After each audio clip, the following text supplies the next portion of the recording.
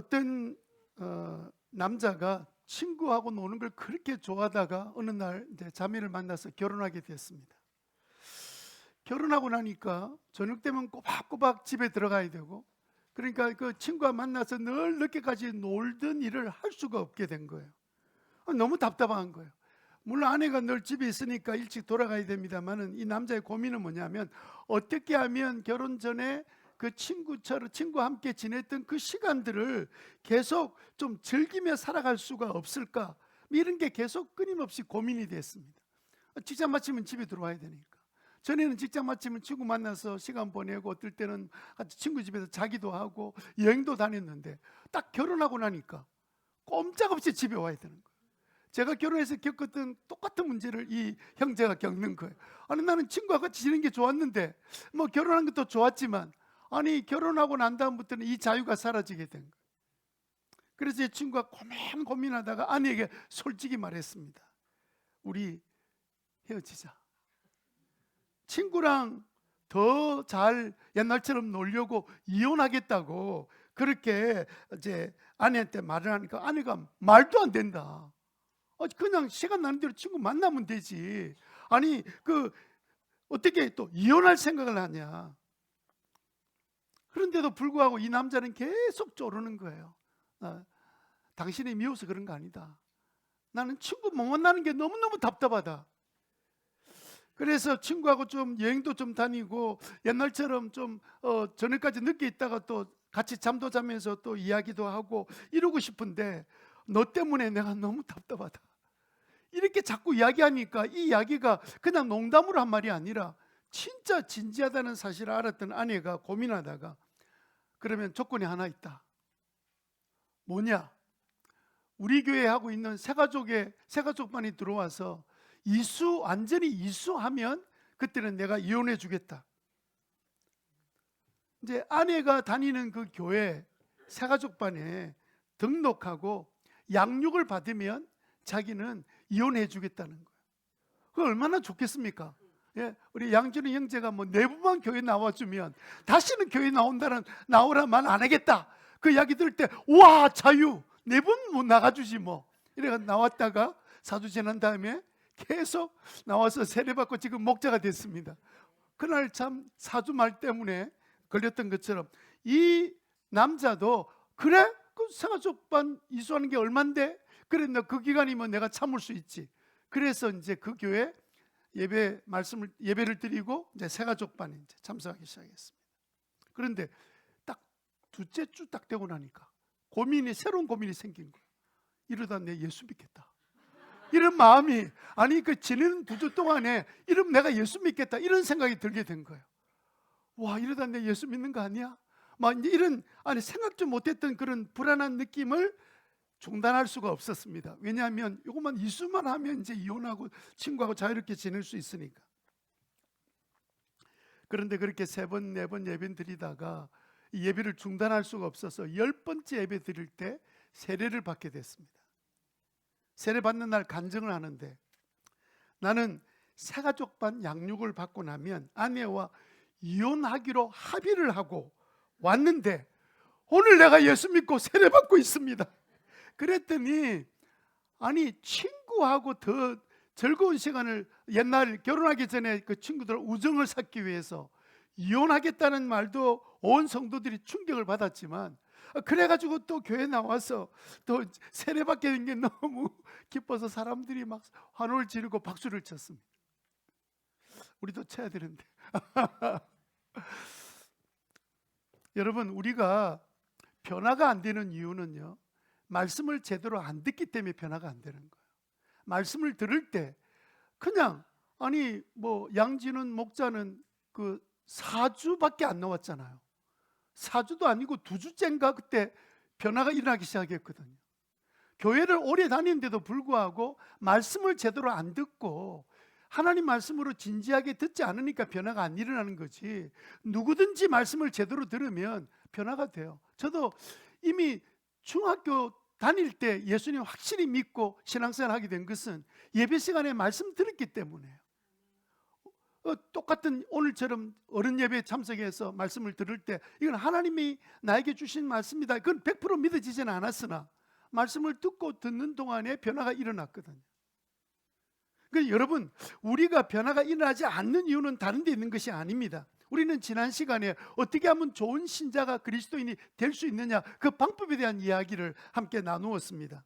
우리가 예수 믿는 그 순간부터 우리가 계속 신앙생활 해 나갈 때 왜 우리는 참된 그리스도인으로 살려면 뭘 해야 되는가? 지난 시간에 우리가 뭘 해야 우리가 참된 그리스도인의 삶을 살 수 있다고 말씀드렸죠? 운전대를 잡아야 되는데 내가 잡아야 됩니까? 주님께 맡게 되죠. 그러니까 누구를 힘입어야 돼요? 예수 그리스도를. 하여튼 운전하니까 막 운전대만 기억나고 예수님 그리스도를 힘입는 것은 기억이 안 나고 혹시 그런 거 아니시겠죠? 그러니까 여러분, 우리가 열심히 신앙생활 한다고 생각하고 또 내가 마음에 결단하고 내가 신앙생활 해야 되지 이렇게 아무리 의지적으로 결단해도 문제는 뭐냐면 내 힘으로 그 결심을 이룰 능력이 있어요, 없어요? 능력이 없는 거예요. 그러니까 내가 의지적으로 결단을 한다 하더라도 이룰 수 없는 것이 바로 우리들의 삶인데, 그래서 우리가 제대로 신앙생활 하려면 어떻게 되느냐?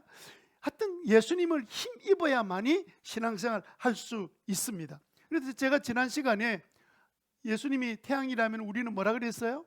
달이죠. 우리는 빛을 낼 수가 없어요. 그러나 태양이신 그리스도의 빛을 받으면, 예수 그리스도를 통해서 은혜를 받으면 우리도 이제는 선한 일을 행하기도 하고 말씀에 순종할 수 있는 그런 놀라운 능력이 우리에게 생기게 되는데, 이렇게 되려면 우리는 항상 예수 그리스도를 힘입어야 된다. 이 힘인다는 말을 사전에 찾아보니까 도움을 받는다, 능력을 받는다 이런 뜻이에요. 그러니까 우리가 예수님으로부터 도움을 받고 능력을 받아야만이 제대로 우리가 예수 믿는 삶을 살아갈 수 있다, 그 말이죠. 예수님으로부터 능력받는 저와 여러분 되시기를 바랍니다. 예수님으로부터 은혜를 받고 예수님으로부터 사랑을 받고 예수님으로부터 말씀을 받을 때 그 말씀대로 내가 살아낼 수 있는 능력을 주님께서 또한 우리에게 주신다는 거예요. 그러면 우리가 예수님이 힘입지 않으면 우리는 어떻게 될까요? 첫 번째, 우리는요 육신으로 살다가 죽습니다. 육신으로 살다가 망하는 삶을 삽니다. 육신으로 살다가 죽는다. 시작. 육신으로 산다는 말은 뭐냐면 이 내 몸의 욕망대로 살다가 끝난다는 뜻이에요. 예? 12절에 보면, 그러므로 여러분은 제가 여러분의 죽을 몸을 지배하지 못하게 하십시오. 우리 안에 있는 죄의 욕망이 우리를 어떻게 만들어요? 죽을 몸으로 만들도록, 지배하지 못하도록.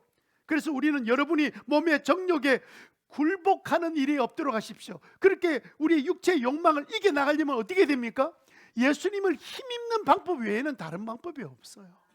아니, 끌어오는 그 욕심과 정욕이 끌어오를 때 우리가 무슨 힘으로 참을 수 있습니까? 예? 어떻게 견딜 수가 있습니까?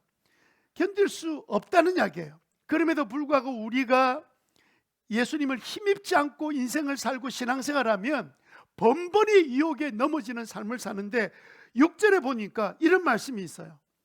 우리의 옛사람이 그리스도와 함께 십자가에 달려 죽은 것은 죄의 몸을 멸하려고 죽으셨는데 우리는 다시 죄의 노예가 되지 않게 해야 한다 그래. 죄의 노예. 예수님 우리를 위해서 죽으셨어요. 그래서 우리가 그 은혜로 하나님 자녀가 됐는데, 자녀가 됐다고 내가 다 변화된 거 아니잖아요. 그럼 내가 자녀답게 살려고 하면 내 의지로 되느냐? 안 된다는 거예요. 여러분들이 우리 학생들이 앉아 있습니다만, 학생들도요 그 양심이 있기 때문에 부모님 말씀 잘 순종해야지, 부모님 뜻대로 살, 그런 마음 없는 학생들이 어디 있어요? 그 돼요, 안 돼요? 아니 금방 저 뒤에 있는 학생들 금방 이야기한 거예요? 된다 그랬어요? 아니 봐봐요. 학생들이 공부하고 싶은 거, 공부해야 되는 거 알아요, 몰라요? 다 알지요? 친구하고 잘 지내야 되는 거 알아요, 몰라요? 참아야 되는 거 알지요? 부모님 말씀 내가 잘 따라서 그 부모님 기쁘게 해드려야 되겠다, 그 마음을 알아요, 몰라요? 알지요? 그런데 돼요, 안 돼요? 뭐라 했었노? 잘 안 되는 게 아니라 사실은요, 그냥 밥 먹으라 이럴 때 밥 먹겠습니다, 요거는 할 수 있지만 진짜 부모님을 기쁘게 하려고 내가 내 생각을 내려놓고 순종하고 이런 거는요, 사실은 저도 잘 안 돼요. 내 힘으로 안 돼. 뻔하단 말이에요. 이게 안 된다는 것을 말씀해 주셨는데, 그런데도 불구하고 죄 짓고 싶은 욕망대로 계속 살면 어떻게 되나? 나중에 망하는, 죽는 삶을 사는 거예요. 이 죄의 노예가 되고, 노예가 뭡니까? 죄가 시키는 대로 끌려다닌다는 이야기잖아요. 너 이리 와, 이제 지어. 이러면 이제 짓고, 저제 지어 하면 저제 짓고, 그렇게 지을 수밖에 없는 인생이 될 수밖에 없다는 거예요. 그래서 여러분, 우리가 가만히 생각해 보세요. 우리는 처음부터 예수 믿을 때 예수님의 피의 공로를 힘입어서 우리 죄가 용서받았잖아요. 우리가 예수님의 공로를 힘입어 우리가 십자가를 바라보고 예수 믿기로 결정할 때 우리 하나님의 자녀들은 축복을 누렸잖아요. 또 예수 믿고 난 다음에도 우리가 예수님을 힘입지 않고는 우리가 아무리 좋은 일, 선한 일, 자녀를 잘 양육하고 부모께 잘 순종하고, 우리가 생각이 그렇지 행동으로 안 된단 말이에요. 제가 둘이가 행동으로 잘 되는 것 같아. 전혀 나는 잘하고 있습니다 막 이렇게 표정을 짓고 있는 사람이 두 사람이 있었습니다. 금방. 여러분, 진짜 저도 안 돼요. 저도 안 돼요. 그러면 어떻게 하면 될 수 있는지를 오늘 본문이 우리에게 설명하고 있는데, 중요한 것은 여러분, 오늘 본문의 6절에 보면 이런 단어가, 굉장히 중요한 단어가 하나 있어요. 우리의 옛사람이 누구와 함께? 그리스도와 함께. 따라해 봅시다. 그리스도와 함께. 그러면 이 함께라는 단어가 뭐냐면, 예수님이 십자가에 우리 죄를 위해 돌아가실 때 우리도 함께 달려 죽었다는 거예요. 예수님이 부활하실 때 우리도 죄에 대해서는 죽고 의로 인해서 다시 어려운 사람으로 살도록 다시 우리도 살아났다는 거예요. 법적으로 모든 게 다 이루어졌는데, 문제는 내 삶의 현장에서 일어나려면 그렇게 예수 믿고 난 다음에 끊임없이 예수님을 의지하고 살아야만이 우리는 죄의 노예가 되지 않고 의의 병기가 되어서 주님 말씀대로 살아갈 수 있다는 거예요. 그러니까 우리는 예수님 힘입어 살아가는 것이 예수 믿는 것이다, 이렇게 여러분 믿게 되시기를 바랍니다. 그러면 우리는 두 번째로 어떻게 하면 예수님을 힘입어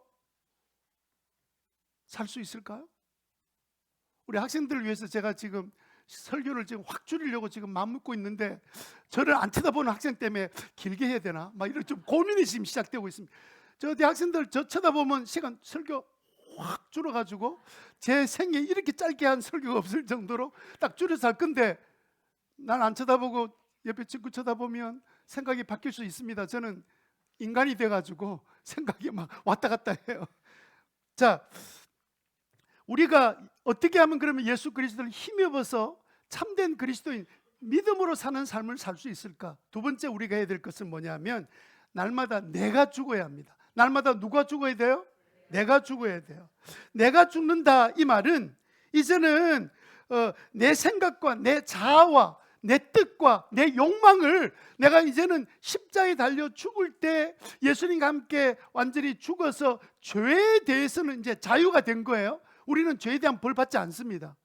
그런데 여전히 아직도 내 습관은 여전히 남아있는 거예요. 그러면 내 습관대로 살지 않고 하나님 말씀대로 살려면 어떻게 되느냐? 내가 죽기로 결정해야 돼요. 한번 따라 합시다. 죽기로 결정한다. 근데 제가 말씀드렸죠. 죽기로 결정해도 내 혼자 돼야 안 돼요. 그래서 6절에 보면 뭐라 되어 있어요? 그리스도와 함께. 그러면 나는 지금 예수 믿고 나면요, 늘 그리스도와 예수님과 함께 살아가는 삶이에요. 근데 내가 예수님과 함께 사는 삶, 그게 예수님을 힘입어 사는 건데, 나 예수님 잠깐만 좀 계세요, 나는 좀 내 혼자 가서 놀다 오겠습니다 하고 재직교회에서 가버리면 나는 그 연합을 내가 깨뜨리는 거예요. 내가 연합을 깨뜨리지 않는 동안에는 절대로 죄의 병기가 될 수가 없습니다. 죄의 노예가 안 돼요. 내가 예수님을 밀쳐놓고 내 뜻대로 살려고 하니까 그 다음부터 넘어지고 쓰러지고 분노하고 내 뜻대로 안 되면 짜증내고 막 이렇게 사는 이유가 뭐냐면, 예수님을 내가 밀쳐버린 거예요. 그런데 여기 죽는다는 말은 뭐냐면, 이제 예수님이 나를 이끌어 주세요. 내가 죽을게요. 죽는다는 말은 무슨지 아시겠죠? 내가 죽을게. 네 뜻대로 해라. 이렇게 부모님이 그냥 내 생각을 대신 포기할 테니까 네 뜻대로 해봐라. 이게 부모님이 자기를 죽인 것처럼 우리가 예수님 앞에 그렇게 예수님 내가 죽겠습니다 이러면 예수님이 그러면 내가 원하는 대로 따라오기만 하면 너는 절대로 쓰러지거나 넘어지는 일이 없어. 이게 예수님의 방법이거든요. 여러분 3절 한번 보실래요? 3절을 그래서 세례의 예를 들었는데 쉽게 설명해 드릴게요. 3절 다 같이 앞에 액정 보시고, 바닥을 보다 그게 돈 떨어진 것도 없는데 자꾸 바닥을 쳐다보고 있어요. 자 3절 시작. 세례를 받아 그리스도 예수와 하나가 된 우리는 모두 세례를 받을 때 그와, 잠깐 여기에 그와 또 뭐가 나와요? 함께지요. 그러면 우리가 세례 받을 그 순간에 그때부터 나는 혼자가 아니고 예수님과 함께 이제 다니기 시작하는 거예요. 그때부터 함께 된 겁니다. 요거를 앞에 본문에 보면 연합이라 돼 있어요. 연합이라는 단어가 잘 안 나오는데 딱 이렇게 묶였다는 뜻이에요. 딱 묶여가지고 떨어질 수가 없는데, 떨어질 수 없는데 이 함께 내가 죽었다. 여러분 이 사실을 알지 못합니까? 세례 받을 때 여러분이 이제 그리스도와 함께 딱 하나가 되어서 죽을 때, 예수님이 우리 죄를 위해 죽을 때 우리도 죽었다는 걸 여러분 알지 못합니까? 예수님이 부활할 때 우리도 의로 부활된 것을 알지 못합니까? 지금 그 이야기 하는 거예요. 그러니까 여러분 우리의 문제는 뭐냐면 예수님이 다 이루어 놓으셨는데 내가 그 사실을 믿지를 않고 있는 거예요. 믿지 않고 있으니까 이 일이 나한테 일어나지 않는 거예요. 이 전부 다 믿음의 일입니다. 믿음의 일이란 말은 자꾸 사람들이 자꾸 이상하게 생각해요. 믿음이란 말은 뭐 그냥 내가 상상하고 생각하는 걸 자꾸 이야기하는 게 아니고 사실이란 뜻이에요. 예수님이 해놓으신 그 사실을 내가 믿는 거지. 그걸 믿음이란 것은 그러면 사실이 아닌 것을 믿으라 그러면 그건 진짜 이상한, 기독교가 이상한 것이 되는 거죠. 절대로 그렇지 않습니다. 그렇게 살아가는 거죠. 자, 여러분들한테 물어볼게요. 자, 몇 가지 질문하겠습니다. 예수님을 믿습니까? 예수님이 우리 죄를 위해서 우리 대신 죽으신 거 믿습니까? 예수님이 죽을 때 나도 함께 죽었다는 사실을 믿습니까? 그러면 우리는 자아가 죽어 있습니까? 내 자아가 죽어 있습니까? 죽어야 되는데 아직 완전히 죽어 있지 않죠. 분명히 내가 죽었다는 사실을 믿고 인정하기 시작하면 그때부터 내가 죽는 일이 어려워지지 않아요. 왜? 그리스도를 힘입어서 내가 살기 때문에. 그러면 자꾸 내 생각과 고집대로 사는 인생이 아니라 예수님의 뜻대로 살기 때문에 잘 될 수밖에 없어요. 따라해 봅시다. 예수 믿으면 잘 될 수밖에 없다. 여러분 그 가상 임신한 거 압니까? 가상 임신, 다른 말로 하면 상상 임신. 뭐 혹시 상상 임신 해보셨어요? 아닙니까? 진짜 애를 낳지 못해가지고 막 애 낳고 싶은데 근데 어느 날 진짜 몸이 좀 뭐가 임신된 느낌이 드는 거예요. 와 진짜 임신한 거 아니야? 요즘은 병원 가서 막 체크하고 이러지만 옛날에는 이게 뭐 체크하는 게 아니잖아요. 그런데 진짜 내가 임신했다고 자꾸 생각하니까 어느 날 이제는 전혀 몸 자체가 달라지면서 배가 나오기 시작하고 입덧을 하기 시작하고, 그러면 진짜 애 임신한 것처럼 몸이 그렇게 가는 거예요. 이거를 보통 가상 임신, 상상 임신이라고 그래요. 그런데 그러면 아이가 있습니까? 없지요. 실제는 없지요. 상상한 거예요, 자기가. 그리고 자기가 너무 상상하다 보니까 그런 현상이 생긴 거예요. 가상 신앙인도 있습니다. 상상 신앙인도 있어요. 내가 교회 다니고 또 이제 중고등부 다니고 이러니까 나는 예수 믿는 사람이다. 또 학교에서 이게 종교란 쓰면 기독교 막 이렇게 쓰고 막 이렇게 하고 교회 또 봉사도 하고 기도도 하고 막 이렇게 사는데 정작 예수님이 나와 함께 죽었다는 그 사실을 내가 믿음으로 받아들이는 이 체험이 없으면 이게요, 이건 내 몸이 내 마음대로 사는 거예요. 마음은 하나님 뜻대로 살아야 되겠다 하는데 내가 내 속에 있는 이 몸의 욕망은 끊임없이 내가 원하는 대로 가게 되는 거예요. 그래서 여러분 우리가 먼저 해야 될 일은 뭐냐면 내가 죽어야 된다는 사실을 깨달으셔야 돼요. 자, 그러면 내가 죽어야 될 이유가 뭐냐? 내가 죽어야 그 다음에 그리스도가 살아서 역사하시거든요. 내가 살아있는 동안에는 그리스도가 역사할 수가 없습니다. 그러면 우리가 어떻게 하면 내가 죽고 그리스도가 살 수 있을까? 이 방법 몇 가지만 이야기하고 이제 마치겠습니다. 첫째는요, 확정해야 됩니다. 확정. 뭐 해야 된다고요? 내 인생의 주인이 누군지를 확정해야 돼요. 내 인생에 예수 믿고 난 다음에 내 인생은 누구 것이 된 거예요? 예수님께 됐죠.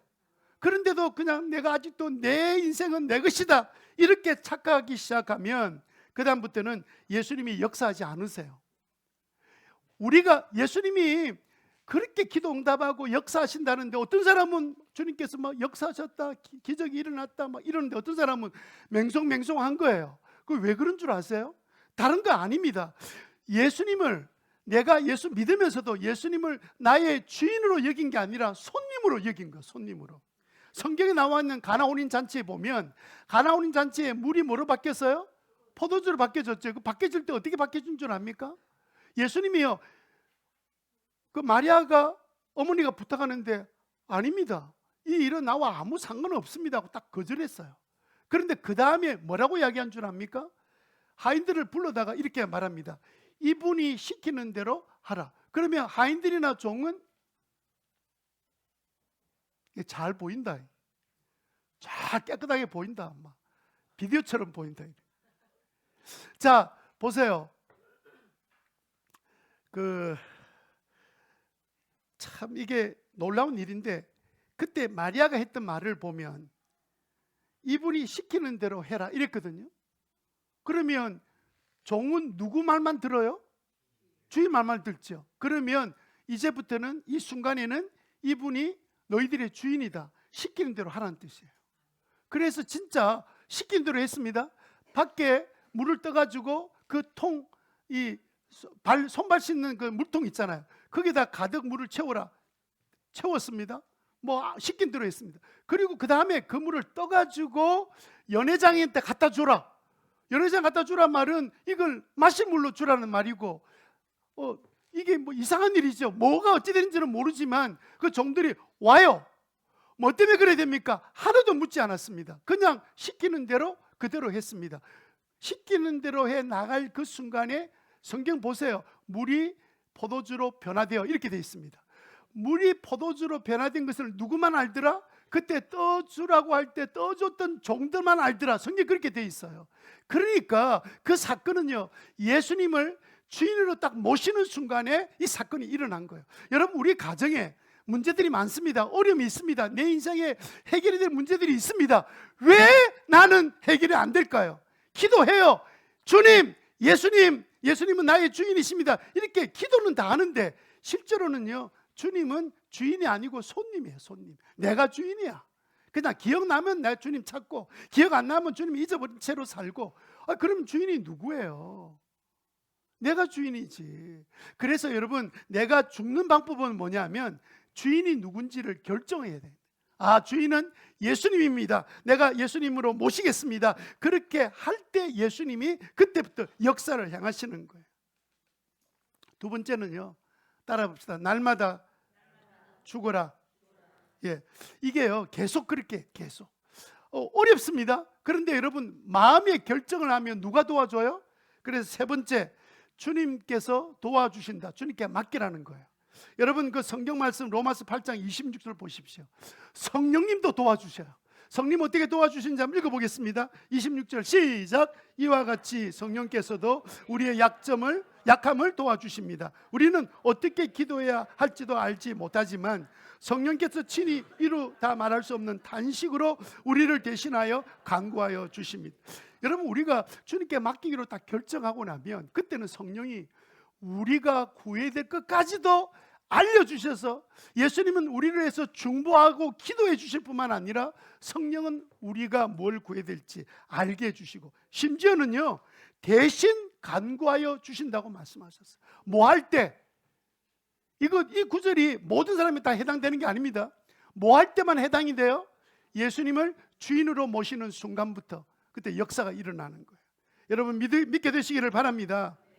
여러분, 이렇게 살아가면 세 번째로 내가 그리스도를, 내가 죽고 이제 나는 내 뜻대로 하지 않고 이제는 예수님이 내 주인이다, 이렇게 주인으로 대접하기 시작하면 그때부터 어떤 일이 생기냐면 세 번째로는요, 능력으로 살다가 영생을 얻습니다. 성령으로 살다가 영생을 얻습니다. 22절을 보십시오. 이제 여러분은 죄에서 해방되고 하나님의 종이 되어서 거룩함에 이르는 뭘 맺는다고요? 삶의 성령의 역사에서 내 인격적인 내 삶의 열매가 맺혀지기 시작하는데, 그냥 기도하는 대로 응답되는 열매가 맺히고 내 성품 자체가 바뀌어지고, 그렇게 고집스러웠던 성격이 부드러워지고 나밖에 모르던 사람이 다른 사람들을 사랑하는 그런 마음이 바뀌어지는 모든 역사가 일어나게 되는데, 이거 어떻게 되느냐? 바로 내가 예수님을 힘입어 살기로 결정하면 성령께서 다 도와주시고 예수님은 대신 중보하시는 이 사실이 일어나면서 나는 성령의 능력으로 살고 영생을 얻게 되는 놀라운 축복을 누리게 될 줄 믿습니다. 자, 한 가지 이야기하고 이제 마치겠습니다.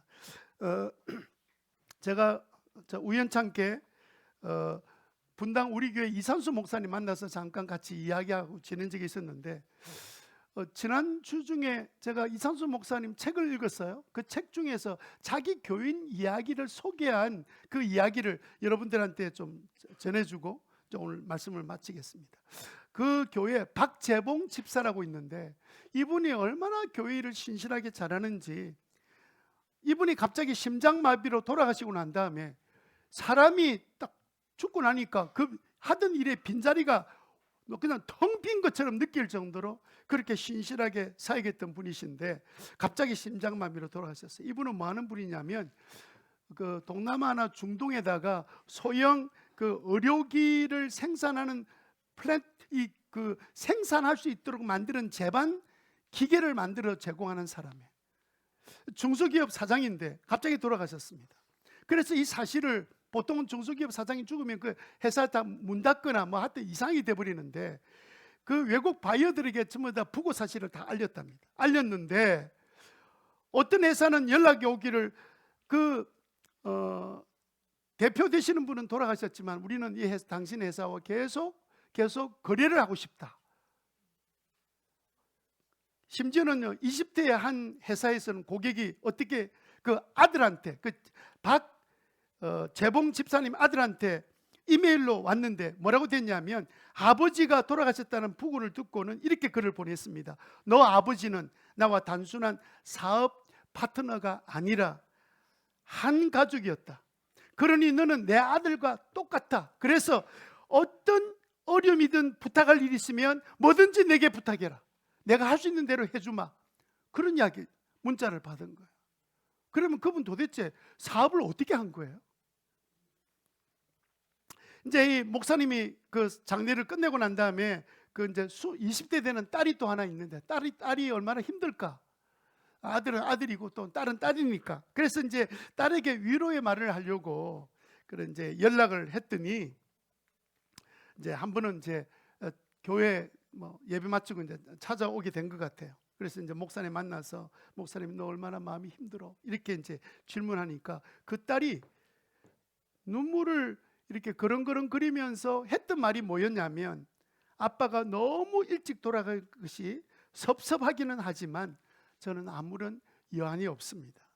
짧은 20년 동안 아버지는 내 평생에 받아야 될 사랑을 이미 다 주셨습니다.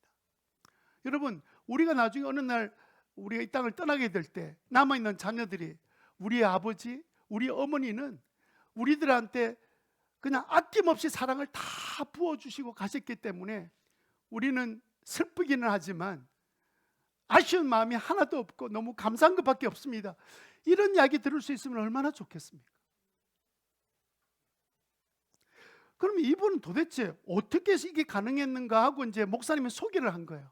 이 박 집사가 도대체 인생을 어떻게 살았길래 해외에 있는 사람들까지도 그 내 자식과 똑같다. 게다가 딸까지도, 자녀들도 아버지 함께 살지 못한 게 아쉽기는 하지만 받을 사랑을 충분히 다 받았습니다. 이렇게 고백할 정도로 이야기하게 된 근거가 뭔지를 이제 누구를 통해서 듣게 된 거예요. 이분이 회사에 딱 들어가면 자기 사무실에 이렇게 회의 탁자가, 긴 탁자가 있잖아요. 그 밑에 가면 특이한 하나가 있답니다. 그는 뭔가 다른 것을, 다이란 말을 해서 미안합니다. 이 뭐라 그래야 되나요? 이제 판처럼 이렇게 데다가 그게 방석이 하나 있는데, 이 집사님은 사업의 일이나 모든 일을 할 때나 하다가 어떤 일이 생기거나 하면 늘 테이블 밑에 의자 있는 그를 방석을 잡아 미리 끌고 내가지고 거기서 엎드려서 하나님 앞에 늘 기도하는 삶을 살았다. 늘 하나님, 이 사업이 하나님의 사업인데 하나님께서 이 일을 어떻게 될지 말씀해 주십시오. 그러면 하나님 말씀대로 내가 살겠습니다. 이게 사업장의 주인이 자신이 아니라 하나님이로 여겼는데 어떻게 알 수 있었냐면, 이 목사님이 아시는 말씀 뭐냐면, 그 한 목자가, 우리 교회로 말하면 목자입니다. 목자가 추모의 글을 이렇게 올린 거예요. 그 글 내용에서 이제 목사님이 좀 충격을 받았습니다. 그 내용이 뭐냐면, 사업의 주인이 하나님인 것을 인정하고 사업의 목적을 돈 버는 것이 아니라 사람을 사랑한 것으로 삼았던 그 사람, 가족들에게 사랑과 존경을 받으며 함께 사업하는 모든 사람에게 칭송을 받았던 그 사람, 큰 성공을 지향하기보다는 맡겨진 작은 일에 최선을 다했던 그 사람, 유력 인사들과 관계를 과시하기보다는 함께한 그 사람, 한 마음에 담아, 미안합니다, 한 사람을 마음을 담아 사랑한 바로 그 사람, 그가 바로 자신의 사업을 믿음으로 실천했던 박재봉 집사입니다 라는 댓글이 올라온 거예요.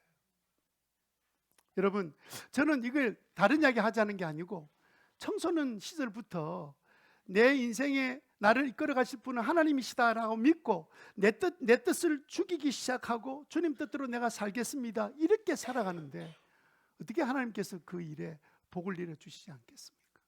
우리는요, 처음부터 하나님을 힘입어 살아가는 믿음의 삶을 사는 것이 우리들의 삶입니다. 그리스도 예수님을 힘입어 살아가는 믿음의 사람들 되시기 바랍니다. 그냥 손님처럼 주일날 교회 나올 때는 예수님 찾다가 그리고 일주일 내내 예수님과 아무 상관없는 삶을 살았던 우리들이 이제는 내가 어딜 가더라도 예수님은 내 인생의 주인이 되신다, 우리 가정의 주인이 되시고 나의 갈 길의 모든 것을 인도하시는 분이시다, 그렇게 믿고 힘입어 살기를 소망하면 놀라운 역사를 그분이 이루어 주실 줄 믿습니다.